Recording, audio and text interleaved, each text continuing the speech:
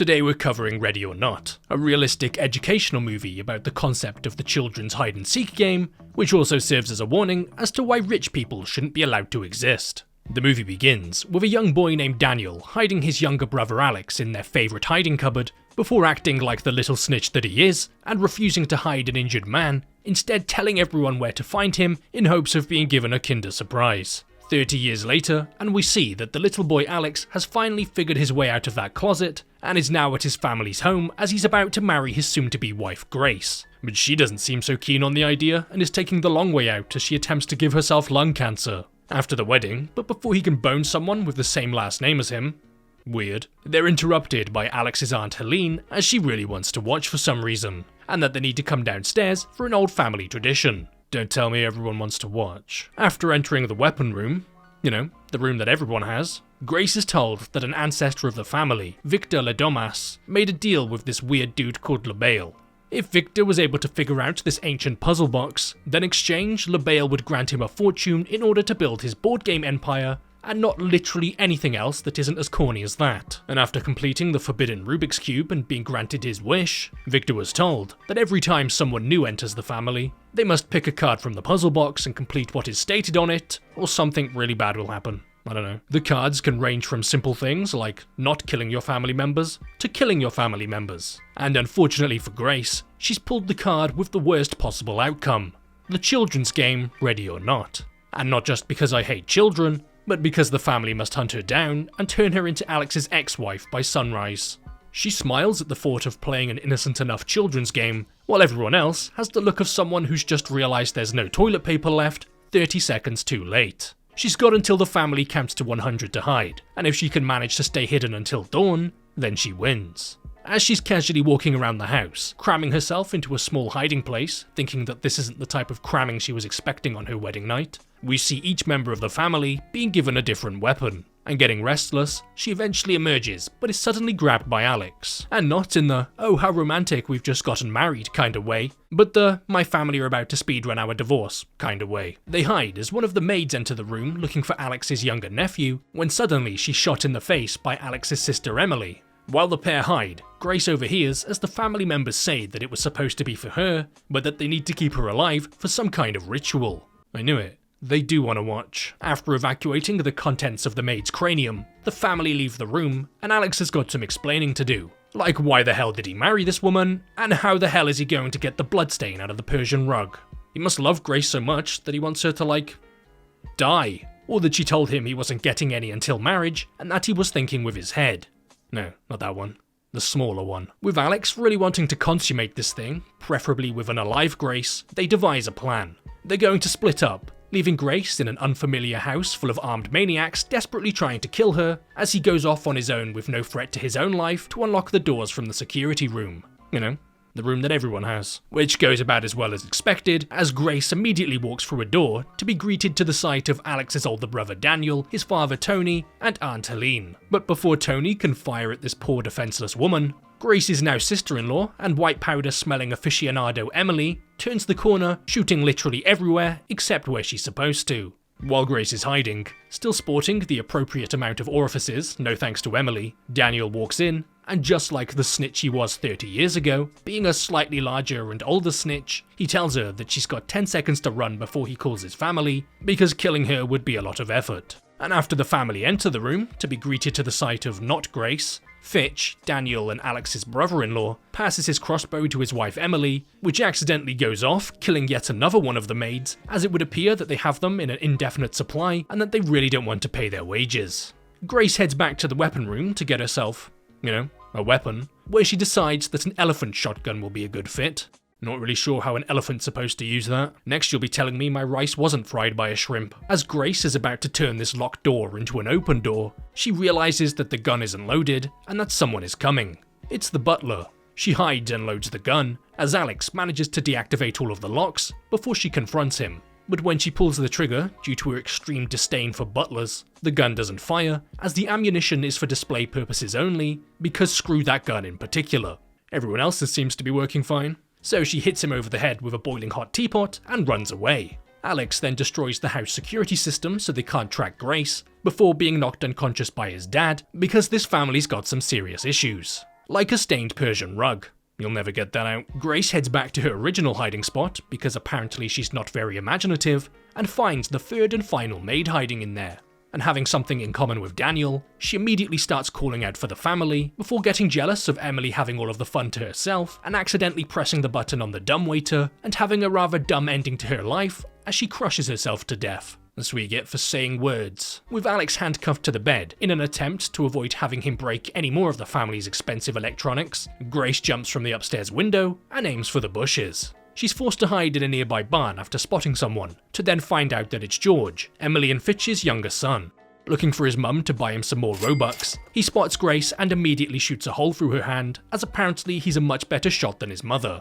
Seeing that that was the weapon's one and only shot, Grace punches him in the face to put him down for bed, before accidentally going down herself. Down into a pit full of rotting animal carcasses, because that's a normal thing rich people have. She's not alone down there though, as she finds human skeletal remains. The human skeletal remains of the man we saw in the beginning from 30 years ago, Helene's husband.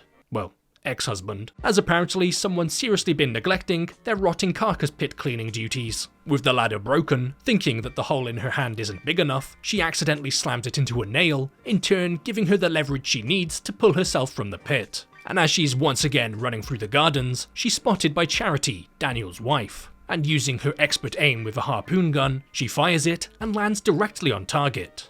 If her target was a poor defenseless bird. Finally finding an exit, Grace forces her body through a gap in the gate, brutally slicing herself open as she goes, but is forced to hide yet again as she spots Teapot Man coming after her, offering her a nice warm caffeinated beverage. But he eventually catches up to her, thanks to this nifty little invention called an automobile, but after he decides to get out of the 2-ton, perfect for knocking people over device, Grace tears off a piece of her dress and chokes him unconscious with it. I guess she's more of a coffee person, and after driving the car away, she presses the magical rich person button that the car has, that puts her through to some kind of customer service representative that realizes that the car has been stolen, so remotely shuts it down. This is the future Elon Musk wants you to have. After the car comes to a complete stop, leaving Grace stuck alone in the pitch black, she turns to see Teapot Man, who then shoots her with a tranquilizer dart. Thanks, Elon. She wakes up in the back of the car while being driven back to the house, and like any self-respecting being alive enthusiast would do, she kicks him in the face, causing the car to veer off the road and flip into a ditch. She climbs her way out of the wreckage to find Daniel standing there, and this time he's not giving her a chance to get away. She once again wakes up, this time restrained to a table, as people surround her in hooded robes as they're performing some kind of ritual while drinking something that must taste really good because they can't stop sharing it. Tony is about to bury the knife into her chest when suddenly he stops as the entire room begins violently puking blood as Daniel has poisoned them.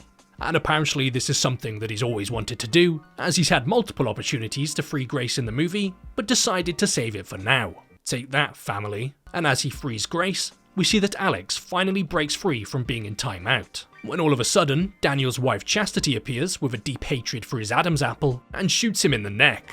Grace knocks her unconscious because that really wasn't cool, before hitting Tony over the head with a lamp and using it to set the house on fire. Alex then arrives, finding out that yet another one of his siblings has created a massive stain on the carpet, before walking in on Grace bludgeoning his mother to death with the puzzle box, giving Alex lifelong mummy issues. Thinking that she's just killed his brother and now his mother, making buying birthday gifts a whole lot easier next year, he grabs her and calls in the rest of his family. Well, you know what they say, like brother, or something like that. With the house still burning down around them and the sun about to rise, they hold her down to continue the ritual. But as Alex is finally about to penetrate his wife after the wedding, she breaks free at the last second, biting Helene's hand, getting stabbed in the shoulder instead of the chest. Suddenly, they all realize that the sun has risen and begin to panic and brace themselves.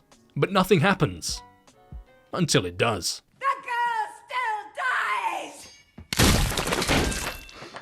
After Helene gets to experience what it's like to be a humanoid balloon, she's followed by Fitch, Charity, then Emily, quickly followed by her 2 young kids that Grace finds absolutely hilarious. Which yeah, a little bit. Tony gets the reverse period, leaving Alex and Grace alone. Well, not entirely alone, as her new family will follow her around for a long time, due to the fact that they're quite literally caked in her hair. Alex, realizing that, yeah, maybe he shouldn't have tried to give his newlywed wife the big sleep, suddenly begins pleading with Grace to stay with him, as she takes off her ring and throws it at him, which in response he throws himself at her. like all of himself. With Alex now joining his brother as another annoying stain on the carpet, she turns to see the ghost of LaBelle, because sure, why not? And walks away as the house burns down after just cutting her toxic family out of her life. So before we finish things up, I'd like to just give a massive shout out to all of my YouTube members and patrons. The people who every month continue to support the channel, despite YouTube making it incredibly clear that they're not really a fan of the type of content I make, as well as just generally supporting. YouTube members and patrons get access to a private Discord server, which in turn gives them access to uncensored versions of all videos going forwards. So starting off with this week's new YouTube signups, a big thank you to Barney911, Gabriel Meyer, Segan500, Bearded Pianda, Luakwar312, Jan Bybjerg Fien, Monkey Gaming, Glitches Vog, Jaywell Lin, Creative0711, Darwin Browning, RC Nico, Sadistic X, Gert, and Chronic704. And moving over to this week's Patreon signups, a big thank you to Atine Dupuis, Brandon W93, Dylan R. Ward 155, Cadney Fabian, Shub Dub, Rocky Treadway, The Hat, Joshua Levine, Dennis Boy, Noah Johnson, Matthew Nyers, Trevor the Beaver 1, Dalton Koffelt, Xpers QR, Dylan Ripley, Noah Byers, Abel, William Aronowitz, Hoslo, Bjorn, Michael Walker, Big Donks 97, Devontae Fedara, Madeline Maniac, Kate Miller, Plagueish, Chris Bagull, German Applecake, Ray, and Louis Colicchio. So once again, a massive thank you to all YouTube members and patrons, and a big thank you to everyone else for watching.